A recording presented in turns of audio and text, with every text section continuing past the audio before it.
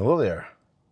This is just a quick video showing you what's underneath the bonnet or the hood on the Q4 E-Tron.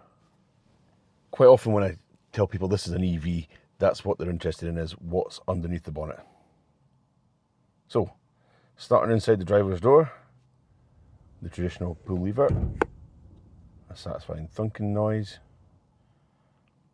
Then round to the front where you got to find a little catch, and you manfully lift it open and find there's no strut to help support it. There is an old school stick, pole, whatever you want to call it. So you got to prop it up with that. This is probably partly to make it cheap, but there's not a lot of reason to be under the bonnet in this thing anyway. There are actually a couple of companies who will sell you an inlay to put in here to use it as a frunk, to give you a bit of smooth storage. So there is a bit of space between the top of what you can see here and the other side of the bonnet. A little pockets of space here and there. But as standard, the only real reason you're going to be underneath here is to top up the windscreen washer. There's a little filter in there. The bottle for that seems to be a decent size, so I'm not under here particularly often to fill it up, even over the winter. And the bottle itself is down inside the passenger front wing. There's this big deep bit of space at the front, but the bonnet catches, or the bonnet release, is in the way there, so you can actually fit stuff in there, which I'll show you later on, but it is just a bit of dead space. You do have access to the coolant bottle, so you can check that if you need to top it up. But I've had it 2.5 years not to top it up, and you can see the power steering fluid in the back there. But again, I've had this 2.5 years and I've not had to do anything with that.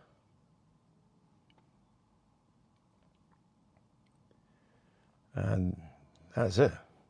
There's nothing really under here that's user serviceable.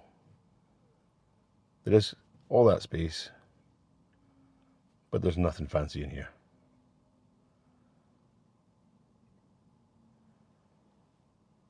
If you do look closely, you will find the occasional hint that this is not just a pure Audi. There are Volkswagen badges here and there. That little space behind the front grille is big enough to hold the charging cable.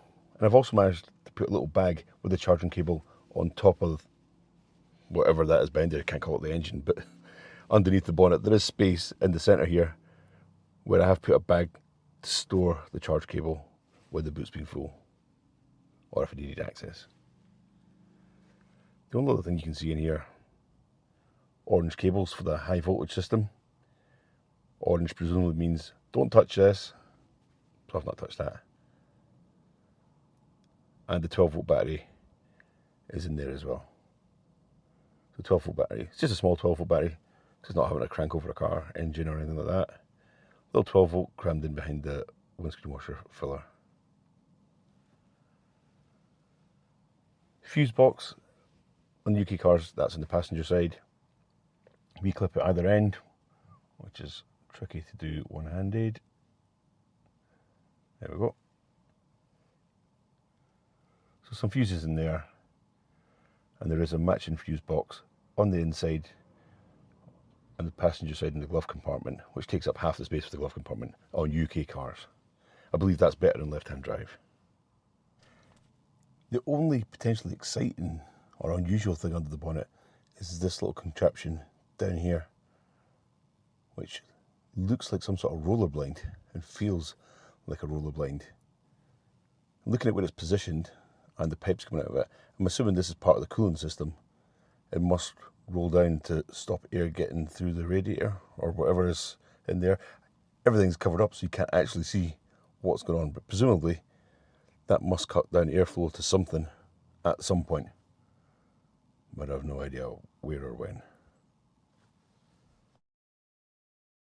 Okay, that concludes my brief whistle-stop tour of under the bonnet in the Q4 E-Tron. Remember to like and subscribe.